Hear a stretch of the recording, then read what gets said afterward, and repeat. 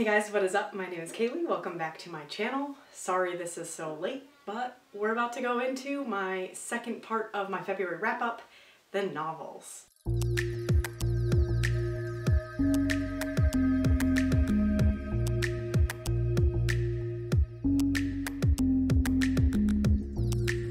Instead of delaying, I'm just gonna get right into it. The books that I read for Contemporary-a-thon, I will only briefly summarize because I can link my wrap-up down below and you can get it from there instead of making this video forever long. I read a lot of books.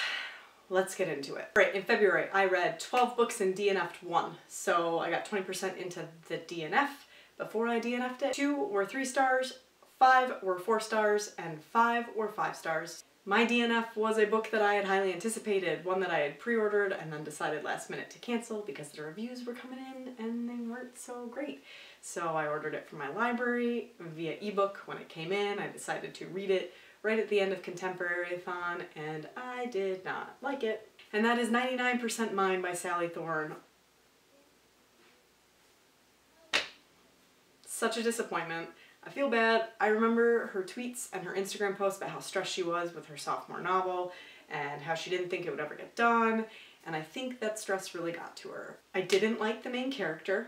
So Darcy is the main character. She's supposed to be this like tough, rough and tumble bitch, and she is like a hard ass, but she's tiny, and that's basically what you know of her. On the inside, she's incredibly insecure. So the story is that like her grandma died and left her and her brother the like, what is it, like a cottage that she lived in. And they need a lot of work to be done on it before it's sellable, and they hire their childhood friend to come and do all of the work. Well, Darcy apparently has had this like lifelong love for him that never came to fruition because they were kind of like siblings in the end. And that's basically the gist of it, because by the time she got to the cottage thing and he was there, all she could do in her head, in her self-monologue, her internal monologue, was complain about how he was engaged to the girlfriend that he's had for a long, long time. And like everything she did brought up this fiance. And she even said the fiance's name a couple times out loud to him without any reaction from him. And it became very clear that likely this fiance wasn't really in the picture anymore, but Darcy, this badass girl, just couldn't pick it up because she was so self-involved. And all the reviews I heard with it, like, Darcy's just unlikable, and I didn't want to carry on another 80% of a book in which I didn't care about. I actively didn't like the main character, so unfortunately, I'm just going to not pick it back up, because The Hating Game is one of my favorites, and we're just gonna leave it as being her, like, shining work. My first 3-star was a book that I also highly anticipated. Let's just get into it. The Gilded Wolves by Roshani Chokshi. I wanted to love it. I expected to love it. The cover is beautiful. I don't think that I will unhaul it because I didn't dislike it that much. A 3-star is still a good rating. So it was perfectly mediocre, but let's get into my complaints. So this book was touted as kind of being like Six of Crows, and if that meant that the characters were literally taken from Six of Crows, stripped down to their basics, both in race and personality and love story-ish, then yeah, it was just like Six of Crows. And I couldn't get past the fact that it literally was like plucking the characters out of that book and putting it into this book and making it not as good. The storyline was hard to follow. It was confusing at times. And the way I described it to my husband, and I think to a few other booktubers who I commented on videos who'd also read it before, is that I felt like Roshani Chokshi had all of these really great, fantastical ideas she wanted to implement in the book, and instead of weaving the story through them, they happen like bam, bam, bam, bam, and none of them really made sense or fleshed out. So a lot of the time something would start happening that was like insane, and I was like, how do we get here? There's this scene where they're trying to find a key, and I haven't even given you a summary yet, but I'll get there. And this like beast is coming upon them. And I think also a boulder of some sort is coming their way at the same time. And all these floor pieces are moving. It's really hard to even imagine because so much is happening and I'm not really following and the characters aren't really individual enough to pinpoint. And I was like, what the fuck is going on right now? And the storyline itself was very vague in that the main character, I don't know how to pronounce his name, I think it's Severin, finds out that he's like, he needs to get some kind of key of some sort that proves that he's like the last descendant of this one house. There are like 4 houses and one is completely eradicated, another has recently fallen, and it's just so loosely put together that I don't really know. That's the whole story, is they're like how him and his band of friends, of which there are 6 of them, have to come together and they're all like abnormal people and outcasts and unlikely friends, and in the end not only did I not care, I didn't really want to finish it, but I did finish it. I gave it a 3-star because I think it has promise. I also, like, interspersed in between chapters were little moments of the main character Severin's like childhood, which he grew up with one of the other 6 guys, and they weren't true blood brothers, but they were, you know, brothers by growing up together. They're both adopted, but they like bounce through fathers, and all of their fathers are like the 7 deadly sins, and you see a glimpse of each one in their childhood and how they were treated by said person. And that father was only called like gluttony, that kind of stuff. You know what I mean? They were all the 7 deadly sins, and like that part of the story really intrigued me, but I really still have no idea what it had to do with the rest of the plot. 3 stars for pretty decent writing, for a story that could have been better, for, without specifically saying it, there's autism rep, obviously there's a diverse cast, there is a character that is definitely LGBTQ+, like there might be even more than that, but it wasn't really, it was wishy-washy, but 1 definitely. It just could have been so much more. So 3-star, not the worst. Okay way to start off the month. It was the first book I read this month, February or whatever. Yeah. That's it. My second and final 3-star is one that will probably come as a shock to you if you've been here a while, because she's one of my favorite authors, and that is Our Dark Duet. I had to make sure it wasn't a Savage song. By Victoria Schwab. The duology just wasn't my favorite. People that love it really, really love it. I guess I prefer her adult fiction to her YA fiction because while it read quickly, I just didn't care as much as I'd hoped to. I gave The Savage Song a 4-star. I really liked the build of the city. So what you have in this is a city that is like fallen to darkness, and monsters came from that darkness basically. So you've got your real humans, and then there are 3 different casts of monsters, and none of them are really good, but they could be. And you're following 2 different characters. So you've got Kate, who's a real human, and August, who was one of the monsters. And in the first book, Kate's dad is kind of the head of the humans, and people buy protection from the monsters from him. And August is the adopted son of the head of the monsters, who are trying to be like, yo, we're not that bad. And they end up having to work together for survival, August and Kate. So this is just a continuation of that post-book, the end of the first book, so I can't really give you much information into that. But I enjoyed the world building of the first and getting to know the characters, whereas this was obviously jumping off from that point, and I didn't care for it as much. I thought it was a little bit longer than necessary. I thought it drug a little bit. I just didn't really care for the characters. Everybody really loves August Flynn from like what I've seen online, and I get it. I liked him more than I think I liked Kate. There was a bit of a love story that I think was unnecessary. Welcome to my channel. Love stories are very hit or miss for me. I just don't think it was necessary in the story. So at best, it was a good book, as we discussed.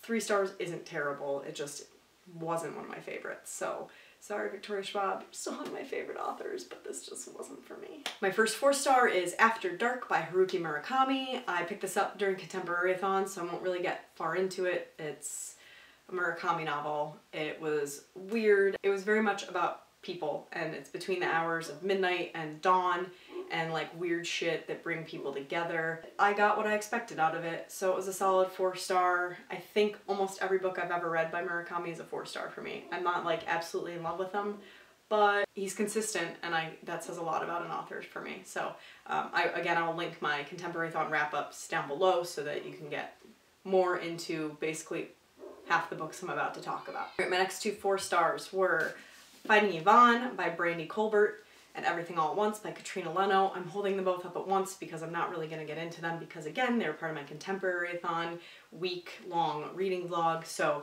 if you want more in-depth discussion while I'm reading it, you can watch the vlogs. If you want just how I felt about them at the end, the wrap-up, again, will be linked below. Finding Yvonne is about a girl who's in high school who has played violin her whole life. She had initially thought that that was the career path she wanted to take, but she's starting to think that maybe she's not good enough to do so, and it's a story about finding herself.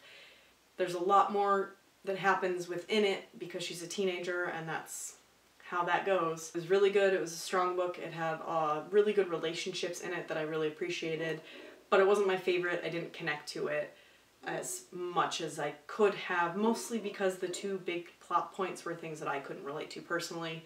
I never played an instrument, and I haven't lost a parent to just neglect. So it was a 4-star for me.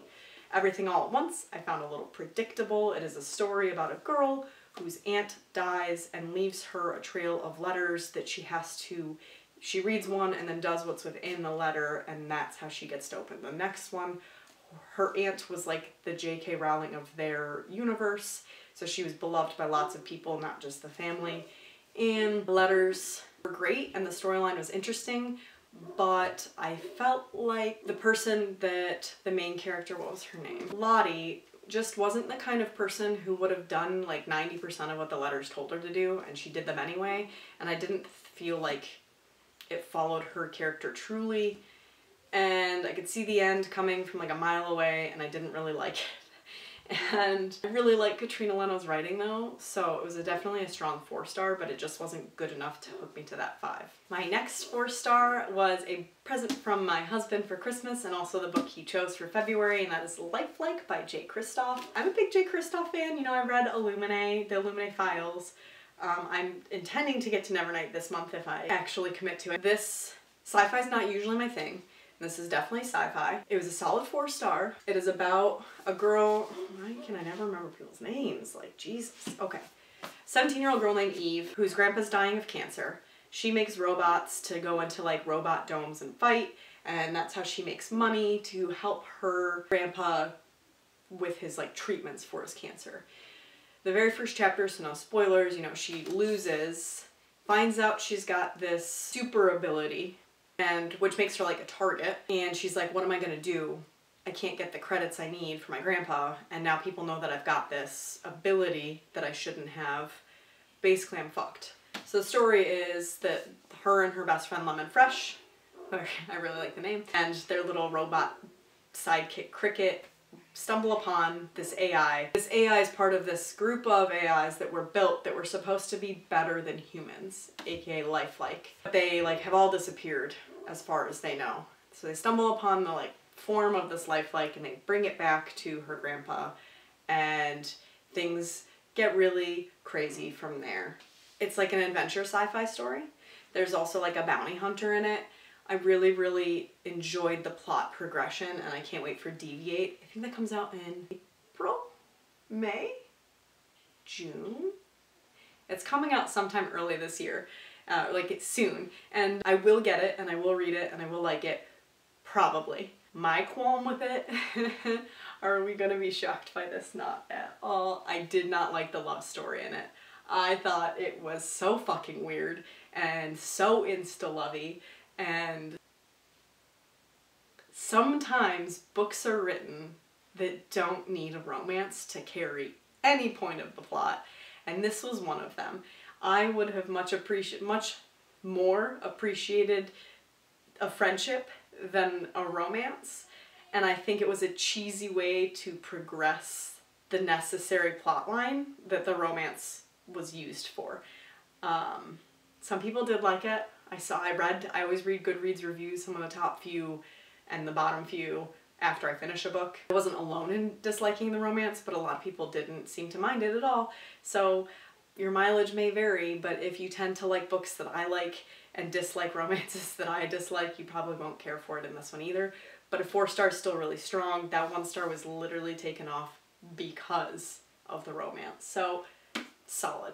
My last 4-star, which was so close to a 5-star, Mistborn by Brandon Sanderson. This is the final Empire. It's the first in the trilogy. I'm not rushing to read the second book, which is probably where my 5-star dropped to a 4-star, because do I want to carry on the series? Yes. Am I like itching to?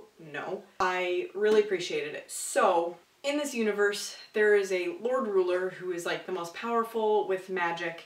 So allomancy is the magic that is in this universe, and it is a magic where you burn metals. So like you intake metal and you burn it, and there are 10 to 12 different kinds of metals that all do different things, and they have like a companion metal. So like one's push, one's pull, that kind of thing.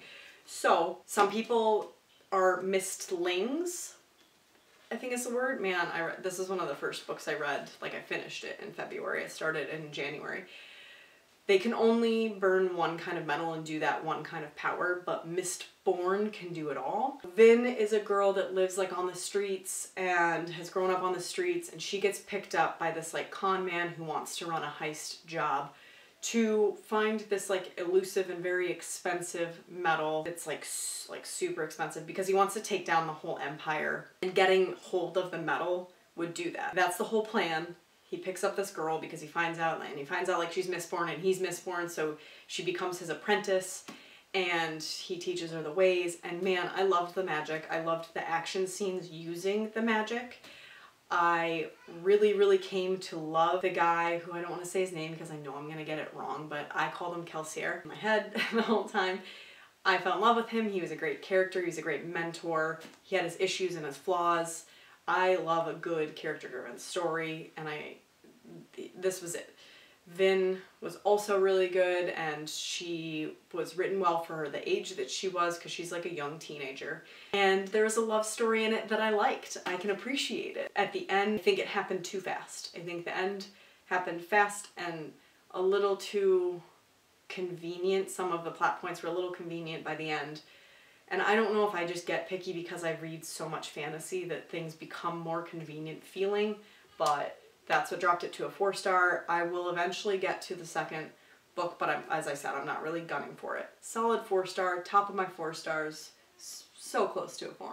I've stated before that if I ever do a reread, I'll just throw them in. My rereads are via audiobook, and I've been doing it where I've been rereading all my 5-star reads, like my favorite books. So of course they're gonna fall in the 5-star category unless something has changed in me that has adjusted the rating. So I'm just gonna throw them in at the frontier of the 5-star. They probably come above some of these 5-star books. But anyway, I listened to The Hating Game by Sally Thorne and The 7 Husbands of Evelyn Hugo by Taylor Jenkins Reid. They are 2 of my favorite books. This was like my top 10 in 2017, and this was my top 10 in 2018. And the audiobooks were both really, really good. This wasn't single narration, but it was like 2 or 3 people. And then this was single narration, which isn't my usual. Like, I enjoy a full cast. So to say that this was good and this was good is pretty good. If you want to read them via audiobook, I do recommend. Solid 5 stars. I'm not going to talk much more about them. We know that this is, at this point, you've probably heard of it, an office romance, hate to love.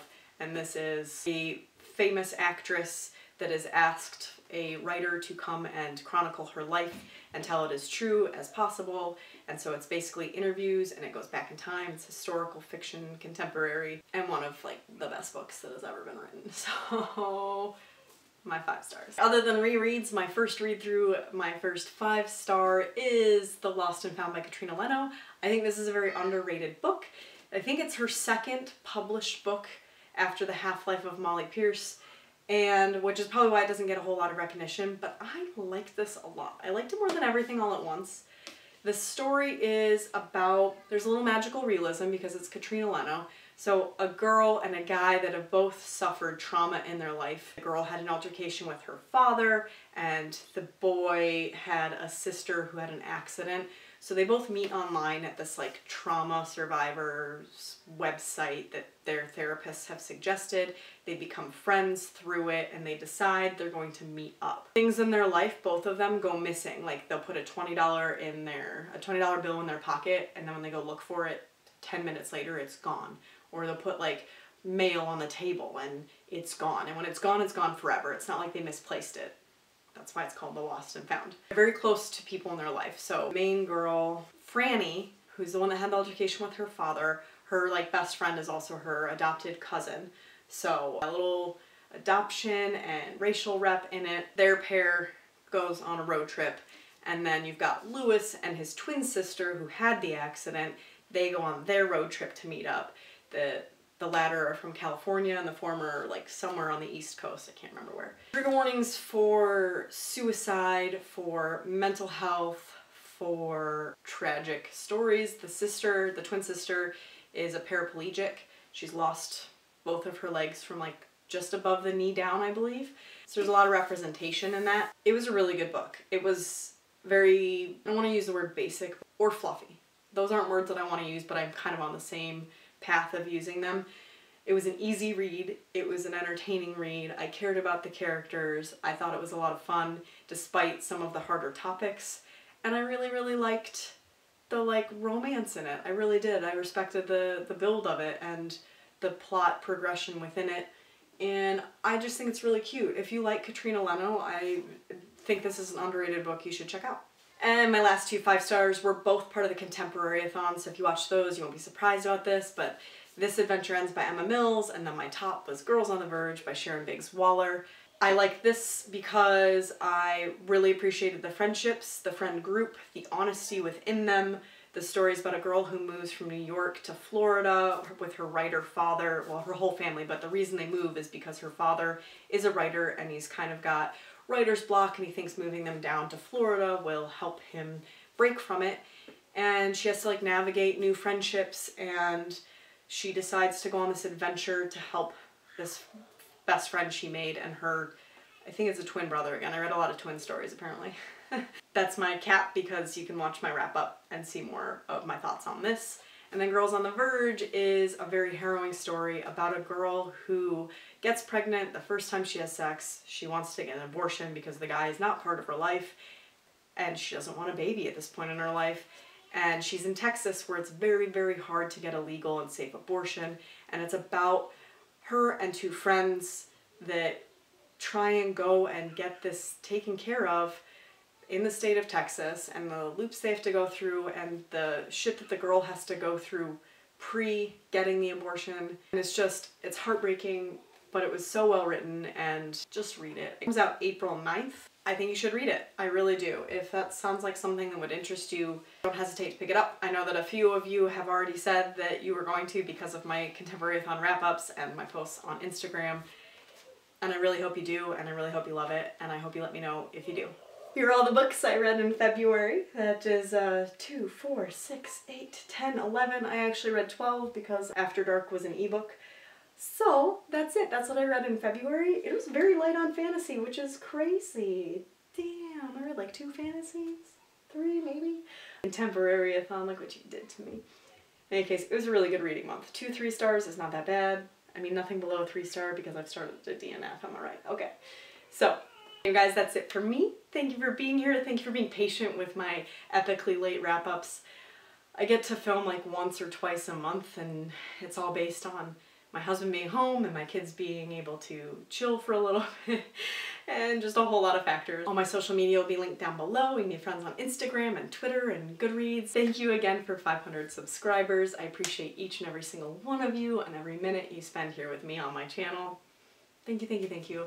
What was your favorite read in February? Let me know down below. Let me know your thoughts on any of the books that I've read, if you have any opinions on them. I will see you in the next one, guys.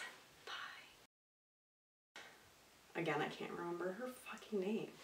I don't know if my brain works right, guys.